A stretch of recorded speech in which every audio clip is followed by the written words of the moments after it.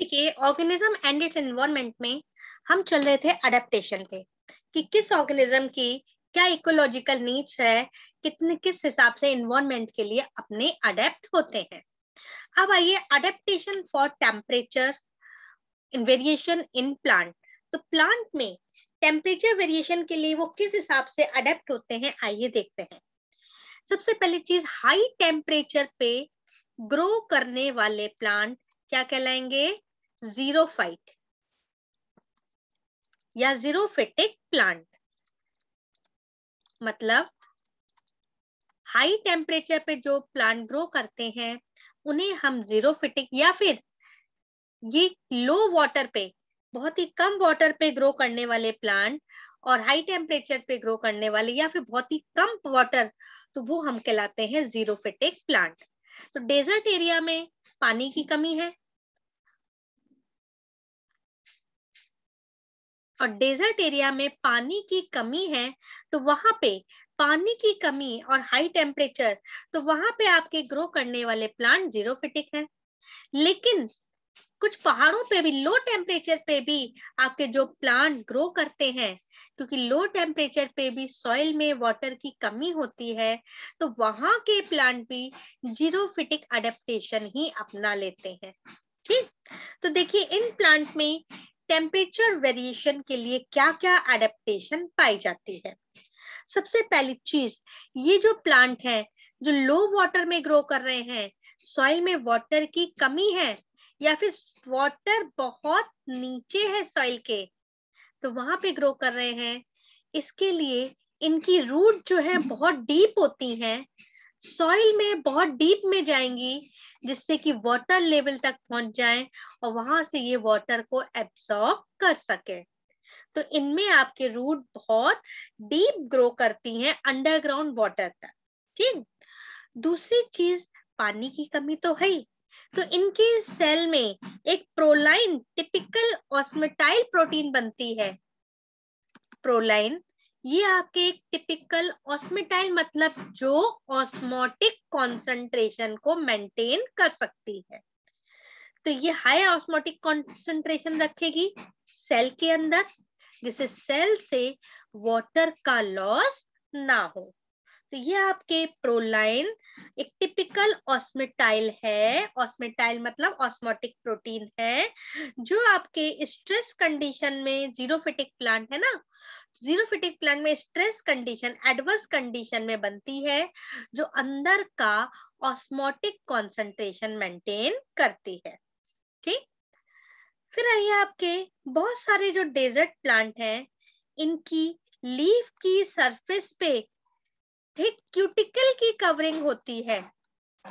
Cuticle क्या है? ये वैक्स जैसा सब्सटेंस है जो ट्रांसपिरेशन की रेट को कम करता है। तो थिक क्यूटिकल की लेयर होती है जिससे ट्रांसपिरेशन की रेट बहुत कम रहे। और इनकी लीफ में सनकिन स्टोमेटा है। स्टोमेटा छोटे पोर लाइक स्ट्रक्चर होते हैं जो लीफ में पाए जाते हैं। तो इनमें सनकिन स्टोमेटा, सनकिन स्टोमेटा, ये सनकिन स्टोमेटा जो गड्ढे में धसे रहते हैं, जिसपे डायरेक्ट लाइट का इफेक्ट नहीं पड़ेगा, और डायरेक्ट लाइट का इफेक्ट नहीं पड़ेगा तो ट्रांसपिरेशन की रेट कम रहेगी। तो ये आपके इसमें सनकिन स्टोमेटा पाए जाते हैं, जो ट्रांसपिरेशन के द्वारा होने वाले वाटर लॉस को कम करते हैं। जीरोफिटिक प्लांट में मेन फोटोसिंथेसिस की सीएएम साइकिल पाई जाती है, क्रेसुलेशन एसिड मेटाबॉलिज्म, ये फोटोसिंथेसिस का पाथ पाया जाता है। और ये स्कोटो एक्टिव टाइप के स्टोमेटा, ये उन प्लांट में पाया जाता है ये साइकिल जिनमें स्कोटो एक्टिव स्टोमेटा होते हैं। स्कोटो एक्टिव मतलब जो रात में खुलते हैं और दिन में बंद रहते हैं, उन्हें कहते हैं स्कोटो एक्टिव स्टोमेटा। और उन्हीं प्लांट में सीएम पाथवे पाया जाता है फोटोसिंथेसिस का। क्लियर? काफी सारे डेजर्ट प्लांट है, जैसे ऑप्शूनिया है, ठीक है, कैक्टस है, तो इनमें लीफ स्पाइन में कन्वर्ट हो जाती हैं। ट्रांसपीरेशन की रेट को कम करने के लिए लीफ किस में बदल गई आपके स्पाइन में।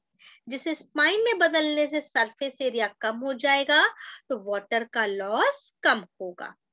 तो ये सारी अडेप्टेशन पाई जाती है प्लांट में लो वाटर में ग्रो करने के लिए।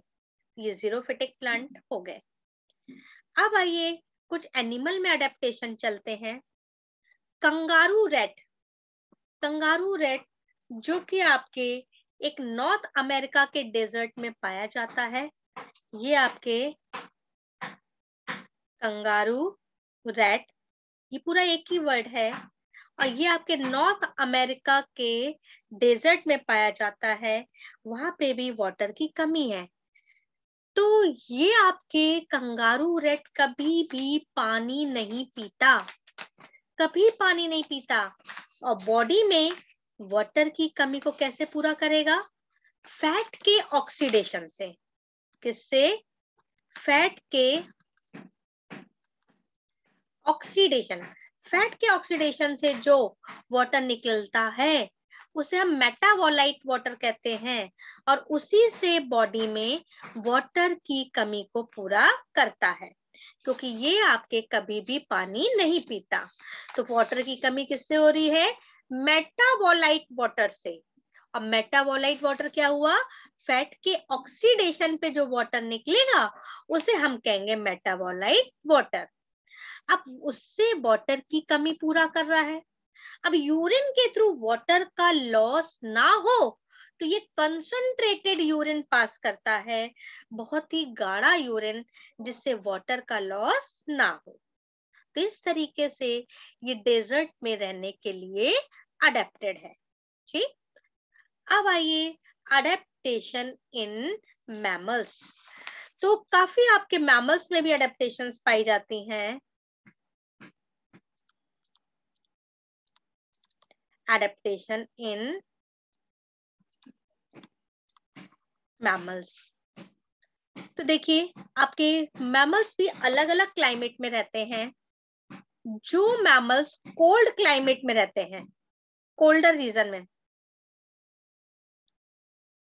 कोल्डर क्लाइमेट, तो वहां पे रहने वाले मैमल्स के जनरली ईयर और लिम्स शॉर्ट होते हैं, ईयर और लिम्स शॉर्ट होते हैं।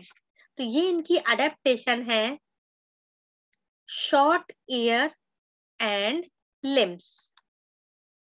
तो ये इनमें छोटे पाए जाते हैं। ये एक एलन रूल्स है, एलन साइंटिस्ट थे, इन्होंने ये रूल दिया था कोल्डर क्लाइमेट में रहने वाले जो मैमल्स हैं उनके कान और लिम्स छोटे होते हैं, जिससे उनके सरफेस एरिया कम होगा तो हीट का लॉस बॉडी से ज्यादा नहीं होगा। ठीक, तो ये मैमल्स में अडेप्टेशन है। अब पोलर रीजन में जो एक्वेटिक मैमल्स रहते हैं आपके, पोलर रीजन में जो आपके एक्वेटिक मैमल्स हैं, जैसे कि आपके सील, ये आपके सील जो है एक्वेटिक मैमल है, इनकी स्किन में फैट की थिक लेयर पाई जाती है। थिक लेयर होती है इनकी स्किन में फैट की, जिसे कहते हैं ब्लबर। ये आपके फैट थिक लेयर होती है, थिक लेयर ऑफ फैट। तो इनमें जो है स्किन में फैट की थिक लेयर होती है, जो इनके अंदर इंसुलेटर का काम करती है और इनकी बॉडी से हीट के लॉस को बचाती है। तो ये आपकी फैट की जो थिक लेयर है इसे हम ब्लबर कहते हैं। ठीक, तो ये पोलर रीजन में पाए जाने वाले जो मैमल्स हैं वहां के कोल्ड क्लाइमेट के लिए अडेप्ट होने के लिए इनकी अडेप्टेशन है कि इनकी स्किन में फैट की थिक लेयर है, जिसे ब्लबर कहते हैं, जो इंसुलेशन का काम करेगी, अंदर से होने वाले हीट लॉस को कम करेगी। ठीक, तो इस तरीके से ये मैमल्स में अडेप्टेशन हो गई। अब देखिए हाई एटीट्यूड पे रहने के लिए ह्यूमन में क्या एडेप्टेशन पाई जाती है? हाई एल्टीट्यूड देखिए, adaptation at high altitude in human। तो हाई एल्टीट्यूड पे रहने के लिए ह्यूमन में क्या अडेप्टेशन पाई जाती है? जो मैमल्स या ह्यूमन आपके हाई एल्टीट्यूड मतलब माउंटेन्स वगैरह में रहते हैं, आप देखिए अगर अपन माउंटेन पे घूमने जाते हैं तो क्या क्या सिम्टम्स डेवलप होते हैं? वहां पे ऊपर हाई माउंटेन्स पर ऑक्सीजन की कमी है, एटमॉस्फेरिक प्रेशर कम है आपके, तो इस तरीके से वहां पे आपके ऑक्सीजन की कमी होने के कारण जल्दी से टायर्डनेस आ जाएगी, थकान। ये आपका इंसान जैसे ही वहां पे जाता है तो ये आपके टायर्डनेस होती है। वॉमिटिंग सेंसेशन होता है, फैटिक हो जाती है मसल्स, नोजिया फॉर्मेशन होगा। ठीक है, तो ये सारे जो सिम्टम्स डेवलप होते हैं, टायर्डनेस, वॉमिटिंग सेंसेशन, फैटिक, नोजिया, तो ये सारे जो आपके सिम्टम्स डेवलप होते हैं इसे कहते हैं,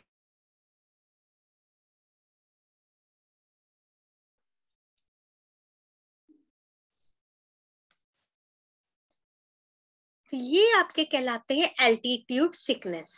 क्या चीज हमने बताई आपके? माउंटेन सिकनेस, माउंटेन सिकनेस, क्या क्या सिम्टम्स आ गए थे आपके? Tiredness, vomiting sensation, nausea formation, फैटिक, tiredness फैटिक एक ही चीज हो गई आपके। ठीक है, ठंड देना, तो इस आपके लॉन्ग ब्रीथ मतलब सांस फूलती है, तो ये सारे सिम्टम्स होते हैं माउंटेन सिकनेस के। तो जब इंसान माउंटेन पे रहने लगता है तो वहां पे उसके हिसाब से अडेप्ट होगा। भाई ये सारे सिम्टम्स इसलिए आते हैं क्योंकि वहां पे ऑक्सीजन की कमी है, लो ऑक्सीजन है, क्योंकि एटमॉस्फेरिक प्रेशर भी कम है, तो ये सारे सिम्टम डेवलप होंगे। लेकिन जब वो इंसान वहां पे रहने लगेगा तो वहां के लिए अडेप्ट होगा, तो अडेप्टेशन में उसके आरबीसी के काउंट बढ़ जाते हैं, जिससे ऑक्सीजन की कमी पूरी हो जाए, क्योंकि आरबीसी बॉडी में ऑक्सीजन का ट्रांसपोर्टेशन करती है। जितनी ज्यादा आरबीसी होगी उतना ज्यादा ऑक्सीजन को एब्जॉर्ब कर लेगी, तो वहां पे रहने के लिए जो अडेप्टेशन है वहां पे उनके आरबीसी के काउंट बढ़ जाते हैं और ब्रीथिंग रेट भी बढ़ जाती है, जिससे कि वो वहां रहने के लिए अडेप्ट हो जाते हैं। ठीक, तो ये आपके हो गया हाई एल्टीट्यूड पे ह्यूमन के लिए अडेप्टेशन। चलिए अब आ जाइए, आपका दूसरा एनवायरमेंटल फैक्टर है वाटर। वाटर जिसके बिना लाइफ पॉसिबल नहीं है आपके।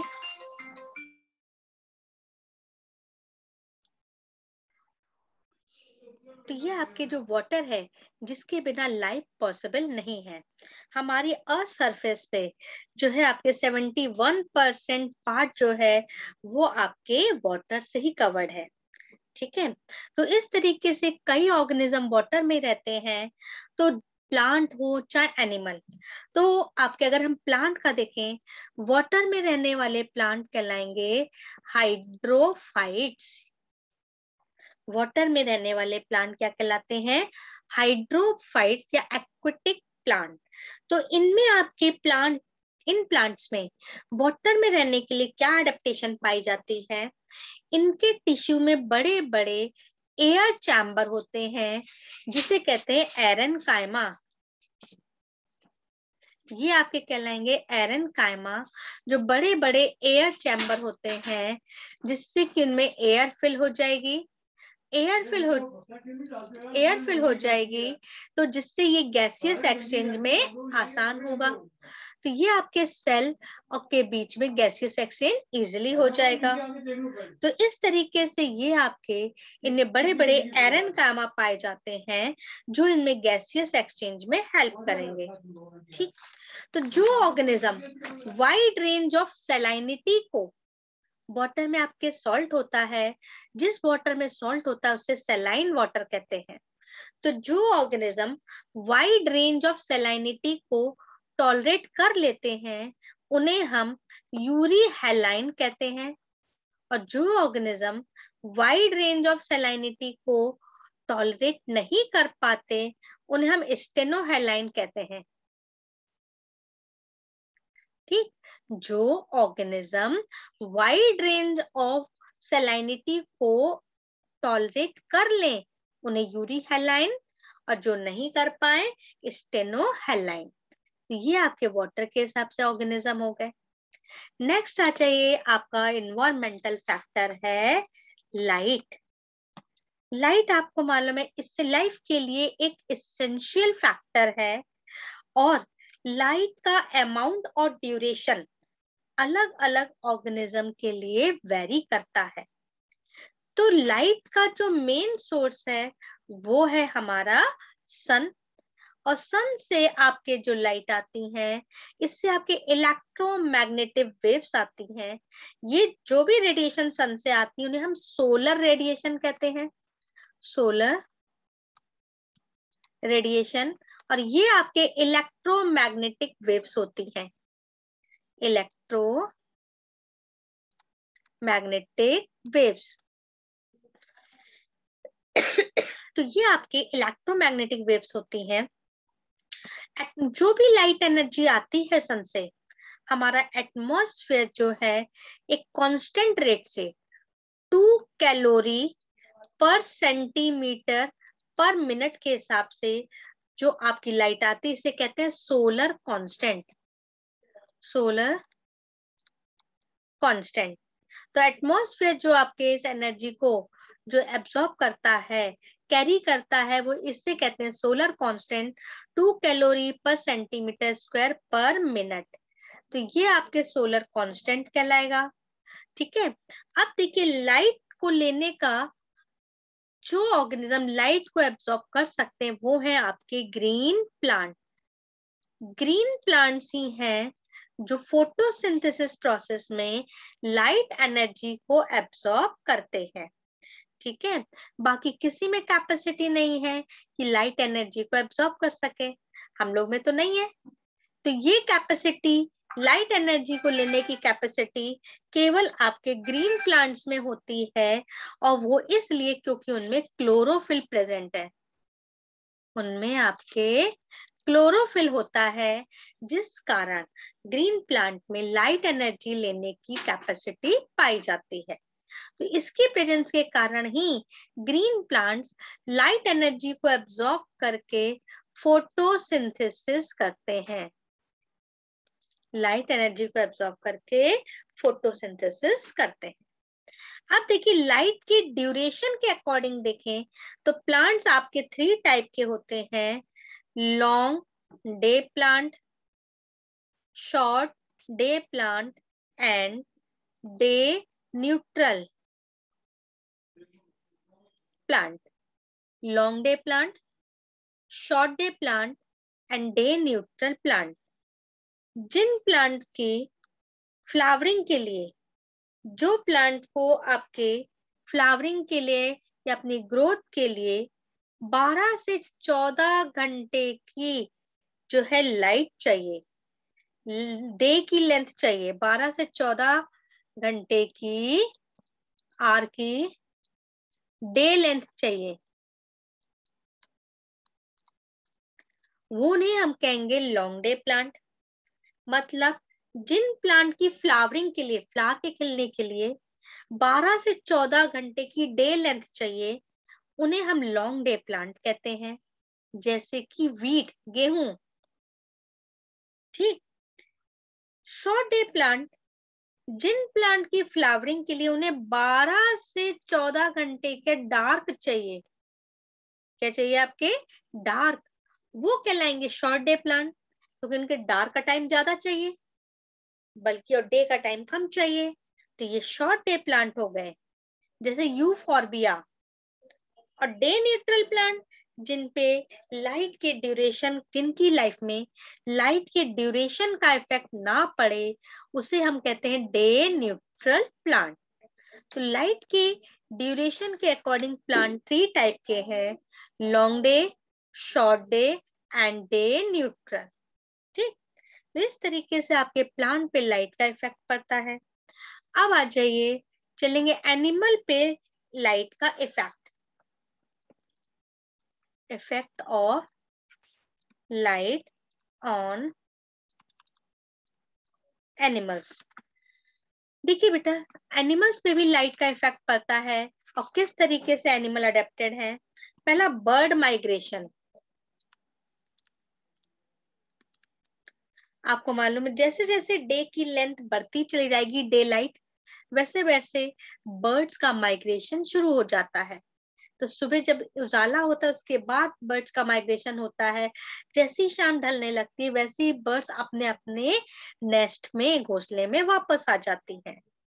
ठीक, कुछ एनिमल की ब्रीडिंग साइकिल भी लाइट के ड्यूरेशन पे इफेक्ट करती है, जैसे बियर, शीप, गोट्स।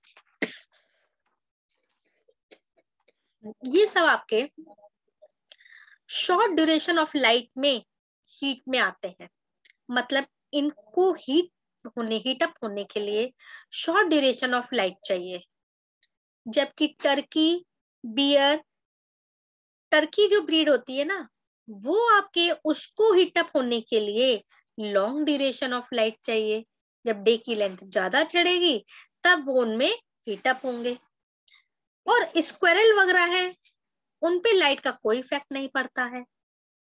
तो डे की लेंथ का इफेक्ट एनिमल की ब्रीडिंग साइकिल पे भी पड़ता है। फिर देखिए, पिगमेंटेशन, स्किन का कलर भी लाइट से अफेक्टेड होता है। तो काफी सारे एनिमल हैं जिनमें स्किन का कलर लाइट के हिसाब से चेंज होता चला जाता है, लाइट की इंटेंसिटी के अकॉर्डिंग चेंज होगा। अपन ही बहुत ज्यादा तेज धूप में रहने लगे, तो अपनी स्किन का कलर डार्क होता चला जाएगा, और वही बहुत कम लाइट में रहे तो स्किन का कलर लाइट रहेगा। तो ये आपके जो लाइट है, ये स्किन के कलर को भी अफेक्ट करती है। ठीक, अब आ जाइए आपके डेली रिदम ऑफ एक्टिविटी।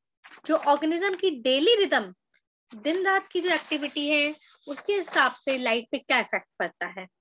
जो एनिमल केवल रात के समय ही एक्टिव हो, नाइट के समय एक्टिव होते हैं, उन्हें नॉक्ट्यूर्नल कहते हैं। नॉक्ट्यूर्नल, जो केवल रात के समय ही एक्टिव होते हैं, जैसे कि आउल, उल्लू रात में ही जगता है, तो उसे हम क्या बोलेंगे, नॉक्ट्यूर्नल। और इसके लिए उसकी क्या अडेप्टेशन है, बड़ी बड़ी आंखें होंगी, सेंसिटिव ब्रिटल्स होंगे, जिससे कि वो चीजों को लोकेट कर सके। ठीक है, और आपके इस तरीके से वो रात में एक्टिव रहता है। जो एनिमल दिन के समय एक्टिव रहते हैं, डे के समय, उन्हें हम कहते हैं डाईयूरिनल। डाईयूरिनल, दिन के समय एक्टिव होते हैं। जो एनिमल शाम को, इवनिंग टाइम में एक्टिव होते हैं, उन्हें विस्पेरल कहते हैं। उन्हें कहेंगे विस्पेरल। और जो अर्ली मॉर्निंग एक्टिव होते हैं, ये आपके अर्ली मॉर्निंग जो एक्टिव होते हैं, उन्हें हम कहते हैं ऑरियोरल। ऑरियोरल। तो इस तरीके से लाइट का इफेक्ट ऑर्गेनिज्म की एक्टिविटी पे भी पड़ता है। रात में एक्टिव होने वाले नॉक्ट्यूर्नल, दिन में होने वाले डाईयूर्नल, शाम को होने वाले विस्पेरल, अर्ली मॉर्निंग एक्टिव होने वाले ऑरियोरल। जैसे मुर्गा पहली ही किरण में भाग देता है ना, तो उसके लिए वो एक्टिव है। क्लियर। तो ये हुआ हमारे लाइट का इफेक्ट ऑर्गेनिज्म पे। अब नेक्स्ट आ जाइए आपके विंड, दूसरा क्लाइमेटिक फैक्टर। विंड, विंड अपन किसे कहते हैं? जो एयर का, गैसेस का हॉरिजॉन्टल फ्लो होता है, जो गैसेस का हॉरिजॉन्टल फ्लो होता है उसे अपन कहते हैं विंड। मतलब हॉरिजॉन्टल फ्लो ऑफ गैसेस, उसे अपन क्या बोलेंगे? विंड। तो ये विंड का इफेक्ट भी डिफरेंट डिफरेंट ऑर्गेनिज्म पे पड़ता है। सबसे पहली चीज, विंड आपके पॉलन ग्रेन के पॉलिनेशन में हेल्प करती है। प्लांट्स में पॉलन ग्रेन के पॉलिनेशन में, फ्रूट और सीड के डिस्पर्जन में, इनमें हेल्प करती है आपके विंड। ठीक है। दूसरी चीज, फास्ट फ्लोइंग अगर विंड है, बहुत तेज हवा है, फास्ट फ्लोइंग है, तो वो आपके ट्रांसपीरेशन की रेट बढ़ा देती है प्लांट्स में। तो प्लांट्स में अगर ट्रांसपीरेशन की रेट बहुत ज्यादा बढ़ गई तो प्लांट सूख जाएगा। क्यों? क्योंकि उस हिसाब से वो एब्जॉर्ब नहीं कर पाएगा। तो इस तरीके से फास्ट फ्लोइंग विंड जो है आपके, वो ट्रांसपीरेशन की रेट को बढ़ा देती है। ठीक है। फिर आइए, आपके एक टाइबत है बर्ड, टाइबत आपके जो बर्ड है, ये क्या करती है? ये जहां पे बहुत फास्ट फ्लोइंग विंड है ना, वहां पे होती है ये। तो ये ना अपने नेस्ट के चारों ओर एक विंड स्क्रीन बना लेती है, विंड स्क्रीन बना लेती है अपने नेस्ट के चारों ओर, जिससे कि ये इनका नेस्ट भी ना टूटे, और टूट के फिर आपके गिरेगा। तो इस तरीके से फास्ट फ्लोइंग जो विंड से ये अपने आप को प्रोटेक्ट कर लेती है। ठीक है। ये विंड स्क्रीन बना लेगी, जिससे कि स्टॉर्म जो आपके तूफान से आते हैं उनसे अपने नेस्ट को बचा लेती है। ठीक। तो ये हो गया आपके विंड फैक्टर। नेक्स्ट आ जाइए आपका सॉइल।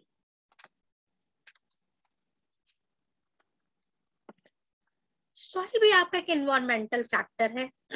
अर्थ की अपर मोस्ट लेयर को अपन क्या कहते हैं? सॉइल।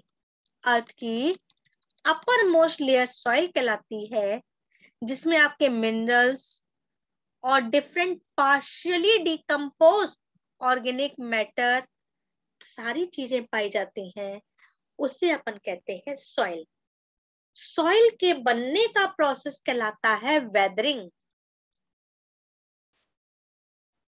तो ये आपके रॉक की वेदरिंग से बनती है, चट्टान के टूटने से, पत्थर के टूटने से ही बनती है हमारी सॉइल। इसे कहते हैं वेदरिंग। ठीक। और वेदरिंग से तो सॉइल बनी, लेकिन जो सॉइल का डेवलपमेंट होता है उसे कहते हैं पीडोजेनेसिस। तो ये आपके वेदरिंग से तो बनी, आपके रॉक की वेदरिंग से आपके बनी सॉइल, और सॉइल का डेवलपमेंट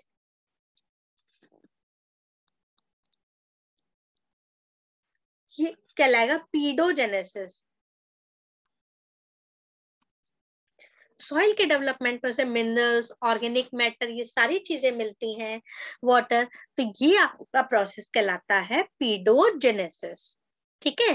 और पीडोजेनेसिस के बाद जो सॉइल बनेगी उसमें वाटर होल्डिंग कैपेसिटी अच्छी होगी, एयर होल्डिंग कैपेसिटी अच्छी होगी, और आपके जो सॉइल का जो कॉम्पोजिशन है वो भी अच्छा होगा, ग्रेन का साइज, ऑस्मो रेगुलेशन, ये सभी चीजें सही से होंगी। तो ये आपकी सॉइल हो गई। तो ये हो गए इन्वायरमेंटल फैक्टर जो आपके ऑर्गेनिज्म को अफेक्ट करते हैं। ठीक। अब आइए adaptation in desert lizard. Adaptation in desert lizard.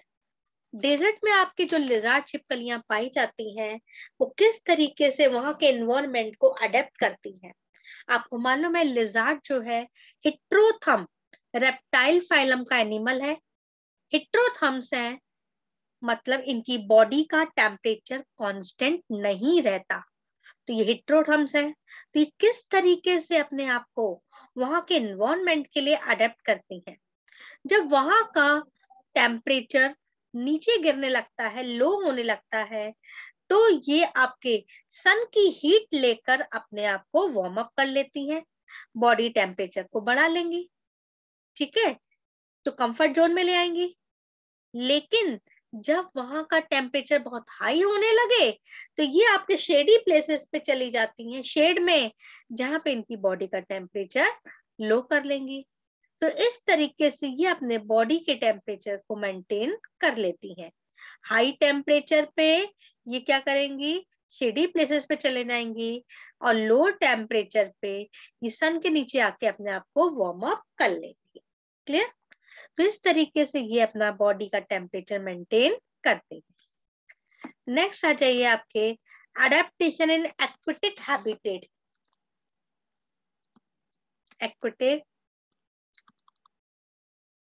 Habitat, aquatic habitat क्या होती है?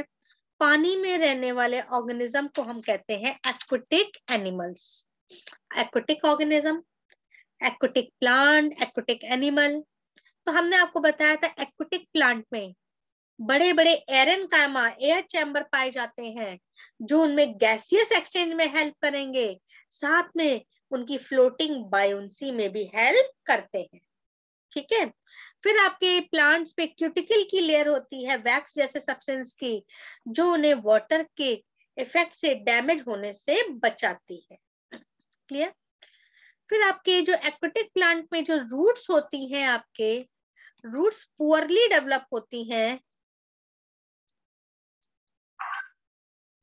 क्योंकि इनमें रूट्स का काम नहीं है, तो रूट्स इनमें पुअरली डेवलप होती हैं, एब्सेंट होती हैं, और अगर होंगी भी तो ये या तो ग्रीन होके फोटोसिंथेसिस करती हैं या फिर बायोन्सी में हेल्प करती हैं।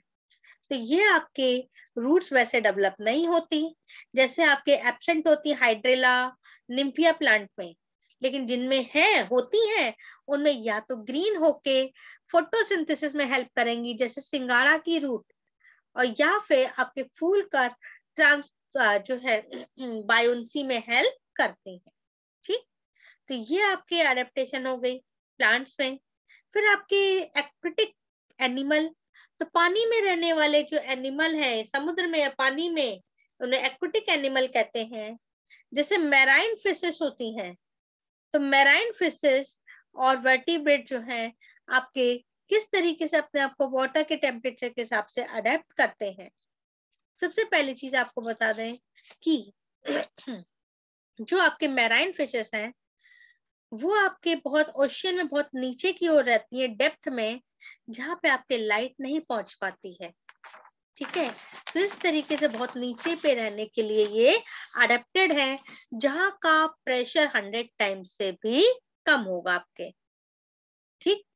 फिर आपके ये नॉर्मल एटमॉस्फेयर प्रेशर में 100 टाइम्स से भी कम होगा, तो वहां पे रहने के लिए ये अडेप्टेड होते हैं, ठीक। अब आइए एडेप्टेशन इन सेलाइन इन्वायरमेंट।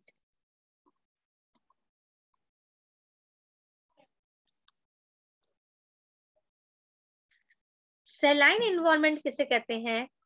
जिस हैबिटेट में सॉल्ट क्वांटिटी ज्यादा हो उसे हम कहेंगे सेलाइन इन्वायरमेंट। अगर हम सॉइल में ही सॉल्ट बहुत ज्यादा है, तो सॉल्ट बहुत ज्यादा होने के कारण सॉइल बहुत गाढ़ा हो जाएगा, कंसंट्रेट, तो वहां पे पानी की कमी हो जाएगी।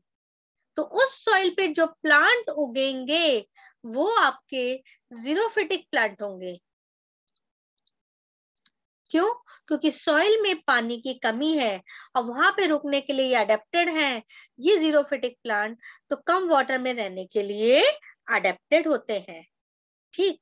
तो अगर आपके यहाँ पे ऑक्सीजन की भी कमी है, तो जनरली आपके क्या होता है कि कुछ प्लांट से वर्टिकली अपवर्ड डायरेक्शन में, मतलब सॉइल के ऊपर ही ये आप कोनिकल रूट आपके प्रेजेंट होती हैं, जिन्हें कहते हैं न्यूमेटोफोर।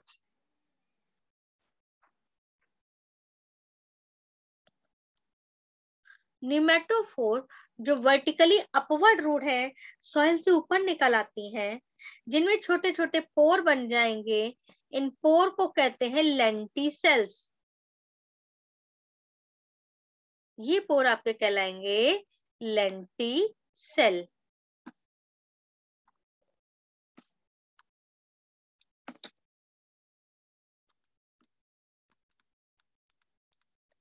ये लेंटिसेल जो गैसियस एक्सचेंज में हेल्प करते हैं, तो ये आपके रेस्पिरेटरी रूट या न्यूमेटोफोर्स कहलाती हैं।